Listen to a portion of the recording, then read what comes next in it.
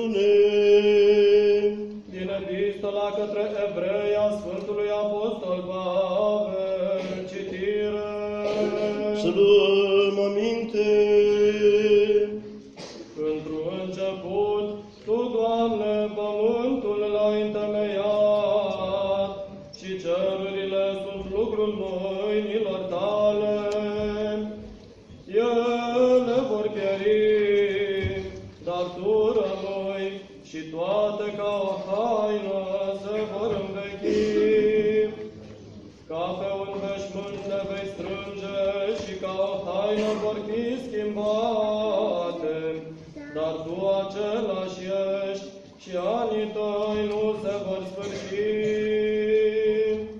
Și căruia dintre îngeri a zis Dumnezeu vreodată, șezi-te-a dreapta mea până ce voi pune pe vrăjmașii Tăi așternut picioarelor Tale.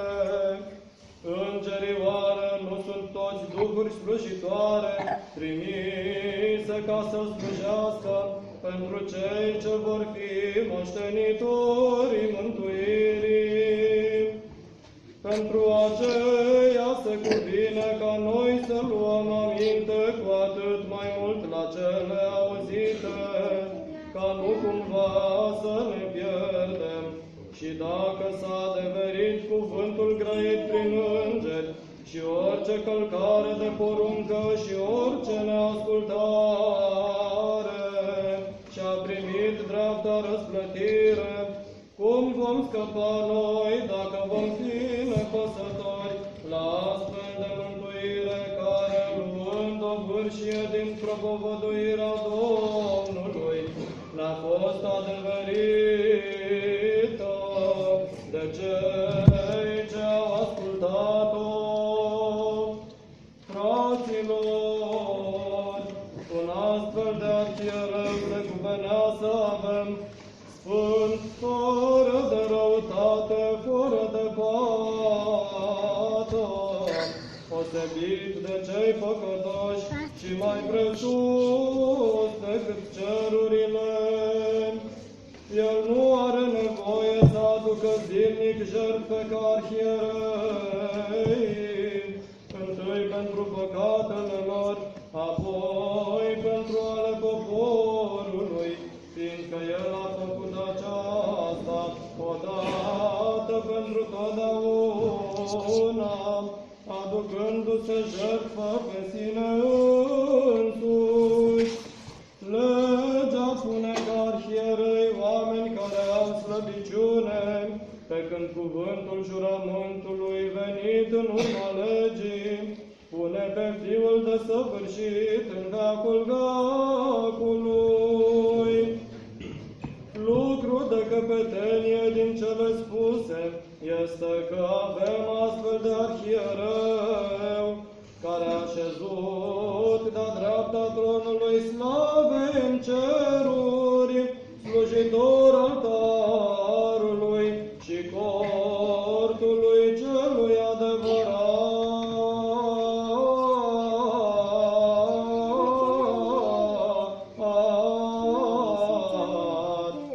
pe care l-a ridicat Dumnezeu.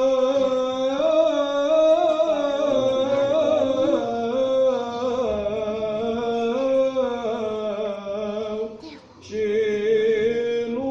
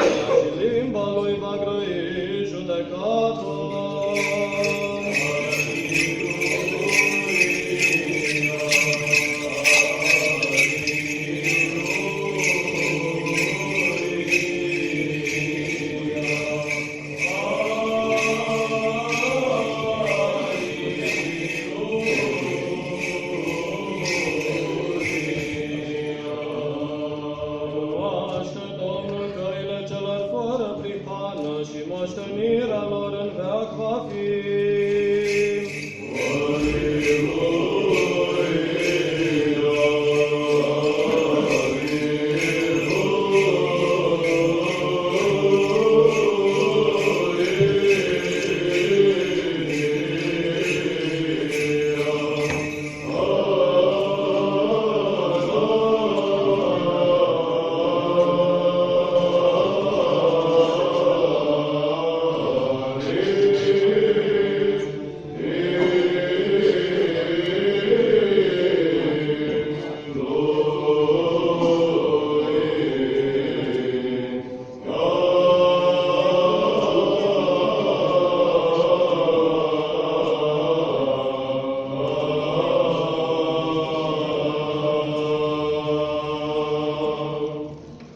Înțelepciune drept să ascultăm Sfânta Evanghelie. Pace tuturor! Și Duhului tău. Din Sfânta Evanghelie cea după Marcu și Ioan, citire. Slavă ție, Doamne, slavă ție! Să luăm aminte. În vremea aceea a intrat iarăși Iisus în Capernaum după câteva zile și s-a auzit că este în casă. Și îndată s-au adunat atât de mulți că nu mai puteau încape nici pe locuri dinaintea ușii, iar dânsul le grăia cuvântul lui Dumnezeu. Și-au venit la el aducând un slăbănoc pe care îl purtau 4 inci, dar neputând ei să se apropie de dânsul din pricina mulțimii, au desfăcut acoperișul casei unde era Iisus și pe spărtură au coborât palatul în care zăcea slăbănocul. Atunci, văzând credința lor, Iisus a zis slăbănocului: Fiule, iartă-se ție păcatele tale. Dar unii dintre cărturarii ce erau acolo de față cugetau în inimile lor: de ce grăiește acesta culeca aceasta? Cine poate să ierte păcatele decât numai singur Dumnezeu? Dar Iisus, cunoscând îndată cu Duhul Său că așa gândeau ei în sinea lor, le-a zis: pentru ce cugetați acestea în inimile voastre? Și este mai lesne a zice slăbănocului: iartă-se ție păcatele tale, sau a zice: scoală-te, ia-ți patul tău și umblă. Dar ca să știți că Fiul omului are putere pe pământ să ierte păcatele, a zis slăbănocului: ție-ți poruncesc, scoală-te, ia-ți patul tău și mergi la casa ta. Și s-a sculat îndată și luându-și patul, a ieșit afară înaintea tuturor, încât erau toți uimiți și slăveau pe Dumnezeu zicând: niciodată n-am văzut așa ceva. Zisa Domnul: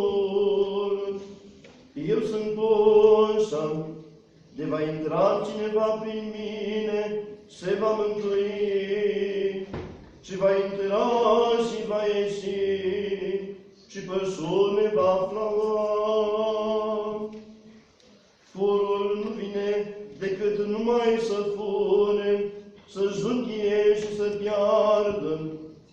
Eu am venit ca oile mele să aibă viață și să o aibă din belșug.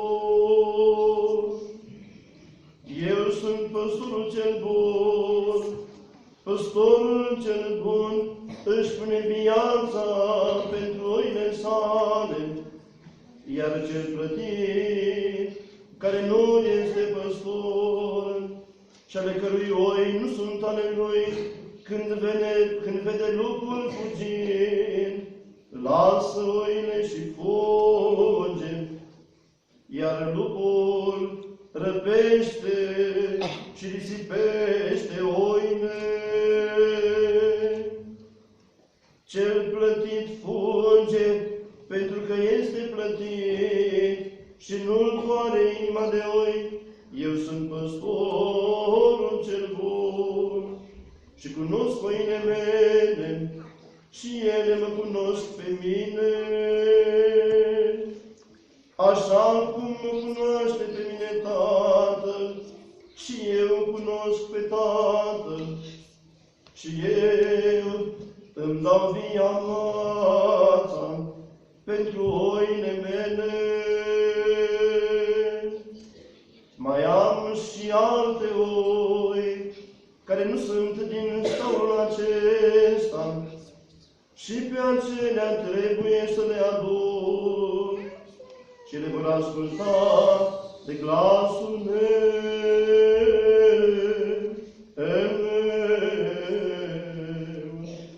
Și va fi o turnă și un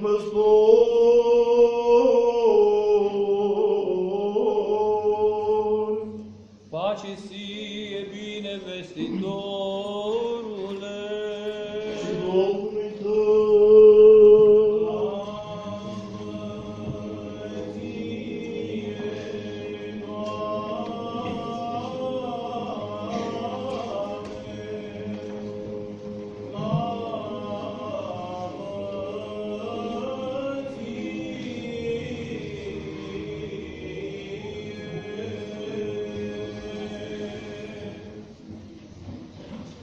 numele Tatălui și al Fiului și al Sfântului Duh. Amin.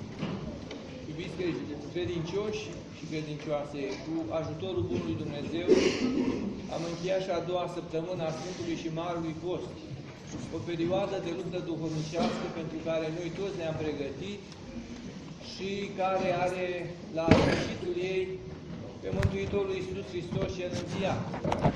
Noi, cu gândul la învierea Lui, cu gândul la jertfa Lui, prindem curaj, ne întărim și nu ne se pare greu nici să postim, nici să ne rugăm și nici să facem milostenia aproapelui nostru, așa cum am fost învățați încă din duminica în care am lăsat sfânt.